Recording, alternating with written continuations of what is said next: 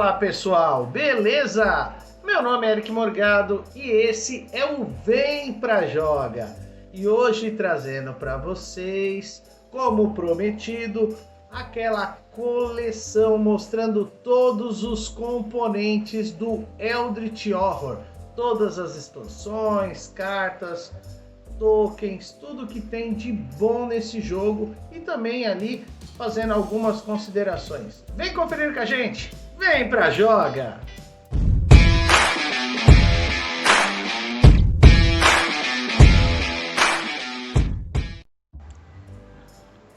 Fala pessoal, beleza? Meu nome é Eric Morgado e eu aqui estou de novo no Vem Pra Joga para este vídeo especial de apresentação de todo o conteúdo do Eldritch Horror. Então vê aí ó, que o mesão tá cheio, quase 1 hora para poder separar tudo aqui ó, para demonstrar. Então lá ao fundo nós temos todas as caixas do jogo.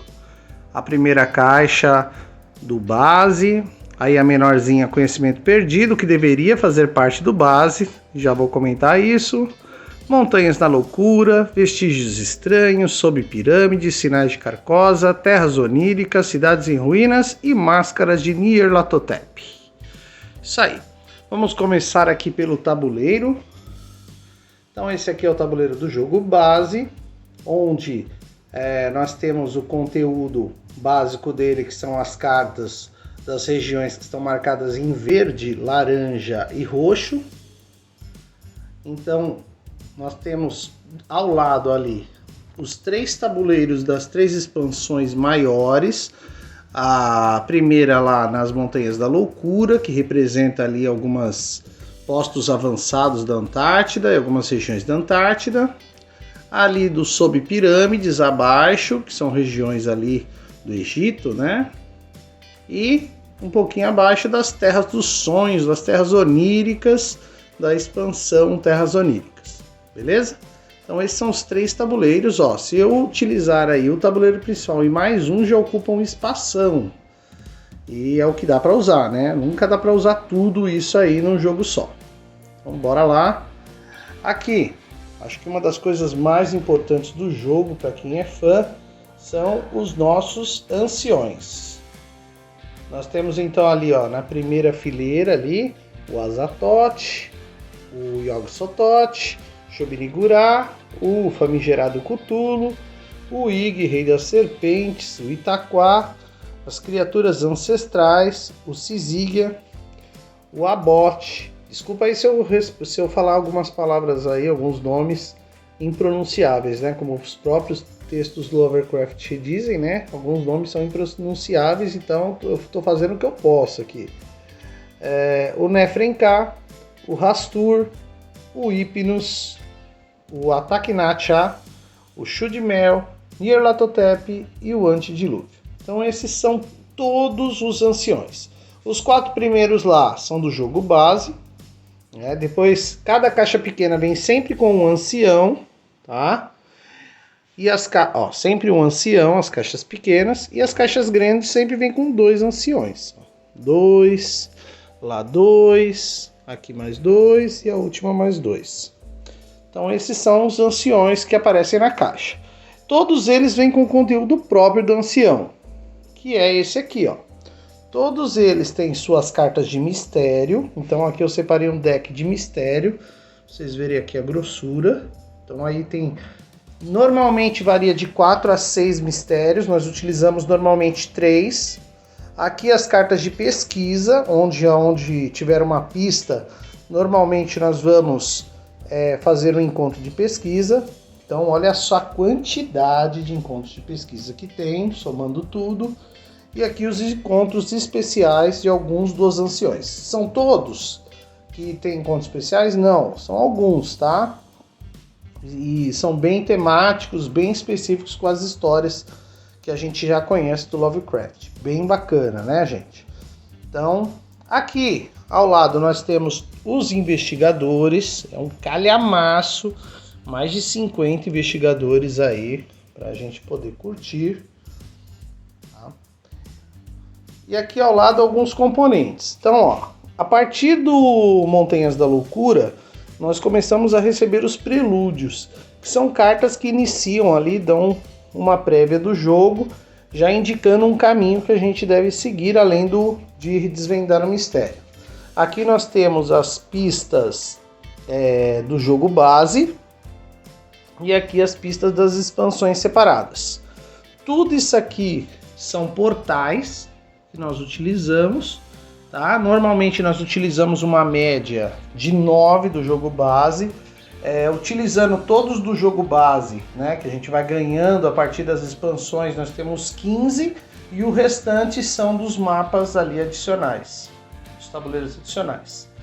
Essas duas pilhas são pilhas de monstros que nós enfrentamos de todas as caixas. Ali nós temos também os investigadores, 2 pilhas, e 2 pilhas de monstros épicos.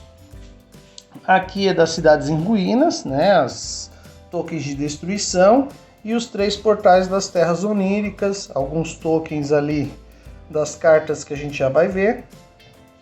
E aqui, ó, todos os tokens nessa caixa organizadora. Gosto muito de caixas organizadoras assim, que dão uma facilidade em encontrar os componentes durante as partidas. Então o que nós temos aí? A sanidade, aqui nós temos os dados, aqui é na última expansão Máscara de Nyarlathotep, são os recursos, né, que vão aumentar o valor de vida e de sanidade quando descansarmos. Aqui as proficiências positivas e negativas separadas, os bilhetes, os focos para a gente poder rerolar dado, ali os tokens os tokens que nós utilizamos como marcação do jogo, né? Aqui nós temos aquelas fichinhas para demarcar o presságio, tá? E a perdição, além dos tokens normais ali de mistério e de rumor, tá? Aqui são os marcadores tétricos, lembrei o nome. E por último aqui, tem até aqui umas bases que a gente usa, aqui os corações que representam a vida. Nós temos aqui o marcador de cartas de referência para a quantidade de jogadores e o guia de referência para a gente distribuir. Logicamente que ele vai sendo atualizado à medida que a gente vai acrescentando as expansões. Vamos para as cartas agora, que tem muita coisa aqui. Vou começar lá em cima. Então aqui em cima nós temos as cartas de recurso, tá, de todas as expansões. Aqui, recursos exclusivos, tá, é muita coisa. Esses recursos exclusivos a gente pega a partir também da expansão Montanhas da Loucura. Ela traz aí algumas relíquias, itens que ou o personagem recebe no começo da partida ou quando ele explora o mapa. Ali as magias. Aqui embaixo nós temos os artefatos, todas as condições do jogo, boas e ruins. E essa aqui também é da última expansão, são as cartas do personagem. O que acrescenta a carta do personagem, pessoal? Normalmente são 2 cartas, uma que conta a historinha e a outra carta que traz sempre uma consequência ou uma recompensa. Deixa eu aqui aproximar. Aqui, ó. Alguma recompensa de acordo com o que nós vamos fazer no jogo. Então, ali tem 2 ações. Se você conseguir resolver uma coisa, você ganha uma recompensa. Se você demorar muito para resolver alguma coisa e atingir um certo ponto do jogo, por exemplo, chegar a um tanto de vida, ou então chegar a um tanto do presságio, aí você tem uma consequência que vai carregar. E por que elas são importantes? Porque numa campanha elas vão ditar ali uma maior dificuldade ou facilidade para você, já que são várias partidas seguidas e que você vai carregar isso ao longo de todas as partidas. Bom, aqui as cartas dos locais. Então nós temos aqui as cidades verdes, roxas, laranjas e as pretas, que são encontros de cidade, oceano ou de selvagem. Tá? Aqui à esquerda nós temos esses 2 montes aqui, são as cartas de encontro da Antártida. Aliás, são 3 aqui da Antártida. Tá? Na realidade aqui, ó, da Antártida nós temos o amarelo e o azul, e os encontros de pesquisa feitos lá são esses, não são dos anciões. Nós normalmente na Antártida realizamos esse. Nós temos aqui exploração, onde nós encontramos relíquias, bênçãos, né? São eventos de exploração, normalmente com aquele tokenzinho ali, ó, aquele tokenzinho cinza, quando a gente vai lá no mapa.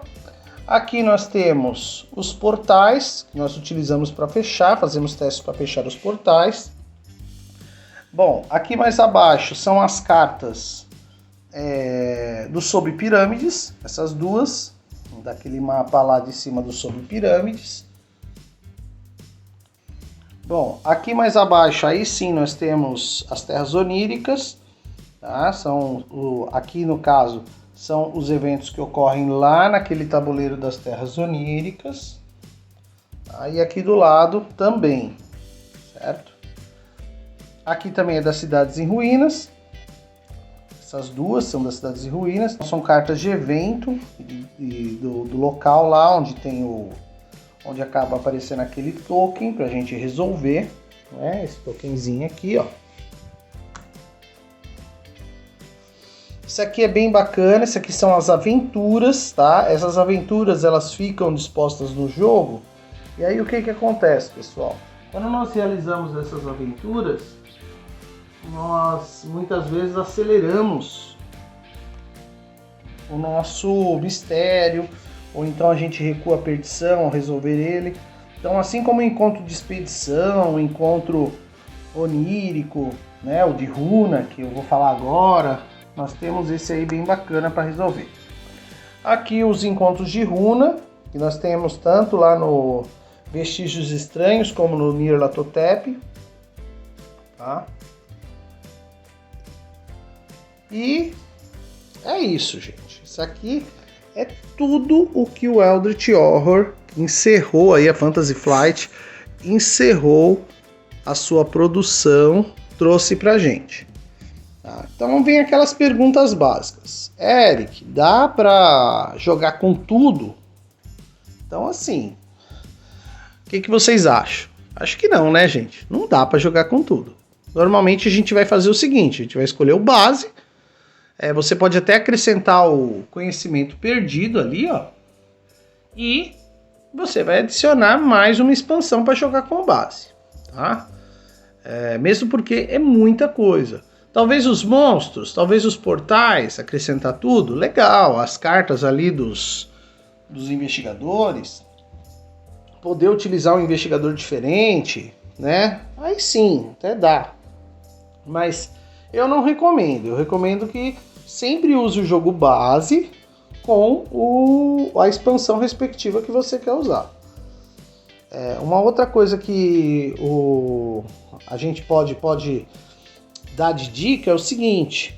Às vezes a pessoa fala, o Eldritch Horror não é tão linear como o Mansion, como outros jogos que são temáticos, que aparece mais o tema, até o Arkham e tal. Eu já discordo um pouquinho. Por quê? Porque as cartas... Vou aqui levantar. Ó, por exemplo, essa carta aqui é do Vestígios Estranhos. Tem uma marquinha lá no final, ó. Uma cabecinha ali de Páscoa, né? Então, normalmente eu deixo essas por cima quando eu vou jogar com Vestígios Estranhos. Por quê? Porque ela já dá uma temática mais do jogo. Então, eu utilizando as cartas da expansão por cima da base e complementando com base, caso haja um excesso ali de ocupação naquele local, investigação naquele local, com certeza ele vai aparecer o tema, entendeu? Assim como quando eu resolvo as cartas de investigação mesmo dos anciões, eles são muito temáticos. As especiais também são excelentes. Então não tem como dizer que o jogo ele não é linear. Dá para se contar uma história após a jogatina, dá para entender como as coisas funcionaram. Existem eventos aleatórios, como ser preso, ser perseguido, fazer um contrato obscuro, né? Um trato obscuro tem. Mas até então, gente, eu acho que falar que o jogo, o tema ali é colado e que não tem uma forma linear de contar a história, é porque falta um pouquinho de imaginação. Lógico que ele não vai copiar exatamente a história que você leu no livro. Eu vou contar uma experiência minha. Quando eu adquiri lá o Montanhas da Loucura, e eu joguei com o mapa ali da Antártida e com os anciões aqui, os Elder Signs, né? Elder Things, desculpa. Quando eu joguei com os Elder Things, eu senti ali, eu comecei a lembrar de várias coisas que eu li no conto, tá? Então, falar que não bate com o tema, você lembra na hora. Você vai lá no Planalto, acontece um evento lá no Planalto, fala, putz, olha, é bem parecido com o que aconteceu lá no livro. Então, assim, falar que não tem o tema é porque você ali não liberou sua mente para a imersão que esse jogo dá, tá? E outra, esse jogo é difícil, tá? Não vá pensar que você vai jogar, seja solo, em 2, 3, ele sempre vai ser difícil, principalmente com o número ímpar de pessoas, né? Ele tem uma tendência a ser um pouco mais difícil com o número ímpar de pessoas. Então, eu sempre recomendo jogar com 2 ou 4 pessoas no máximo, porque se você jogar com mais de 4, o jogo se arrasta e fica muito devagar, ele ganha horas. Então, assim, numa partida solo com 2 investigadores, em média eu demoro 2 horas. Então, imagina só com 4 jogadores, cada um lendo a sua historinha, a sua investigação ali. Então, com certeza, você vai ter ali horas e horas de jogatina ali na mesa. Agora, para quem não se importa em ler, não tem problema nenhum. É outra coisa que eu falo em relação ao grupo, né? Tem grupo que não gosta de jogo de leitura. Então, por exemplo, você vai pegar a investigação, você vai ler a cartinha de investigação, são textos, né? Então, eu tenho que ler o texto, as pessoas têm que prestar atenção para ver o que está acontecendo com o investigador. O mito entra ali, vai te derrubar legal, vai derrubar o grupo legal. Vocês ganham uma nova tarefa ali para fazer, que nem eu peguei aqui uma carta azul, né? Você vai fazer aqui uma aventura. A aventura tem toda uma historinha temática. Então, falar que o jogo não tem um tema também eu acho que é porque a pessoa não jogou o suficiente. Então fica aí, pessoal, o Eldritch Horror, minhas considerações finais, excelente jogo, foi o meu primeiro da linha Arkham. Eu também tenho Mansion, que eu gosto bastante, mas esse aqui mora no meu coração. Eric, vale a pena ter tudo? Aí é gosto, gente. Acho que o básico, o conhecimento perdido, já te dá muita coisa. Aproximar lá, o básico, conhecimento perdido, já dá muito conteúdo para você. Agora o que muda de uma caixa para outra são os anciões e o conteúdo das histórias, né? Por exemplo, ali os sinais de Carcosa, o Rastur, para quem gosta das histórias do Rastur é legal. O Máscaras de Nyarlathotep, que é o último, que traz aí o ancião Nyarlathotep, que é muito... que aparece muito nas histórias, né? É bem bacana. E os mapas adicionais adicionam aí um quê extra, né? Um gostinho extra aí sobre as histórias que você lê lá nos contos. Então, se você curte Lovecraft, tá? Se você curte essa jogatina, logo nós vamos estar fazendo aí uma gameplay especial. Já tem gameplay contra o Azathoth, que a gente tomou um pau, e na jogatina solo. Porém, eu tô pensando em fazer uma campanha, tá? Eu tô lendo ali como funciona, contra 6 anciões, uma jogatina aí de no mínimo 6 partidas, então vai tempo para poder se organizar para fazer tudo isso. Mas eu vou estar me organizando aí, trazendo para vocês. E se você quiser saber mais conteúdo ainda sobre Lovecraft, também pode assistir lá no canal do QG Bustilho, que também tem muito conteúdo, pois é o canal mais Lovecraftiano do Brasil. Só jogos do Cthulhu, só jogos como Eldritch, Mansion, Cthulhu Death May Die, tem muita coisa legal. Então, pessoal, é isso. Quer conferir a jogatina, gameplays? É só ficar aqui com a gente. Vem pra joga! Valeu!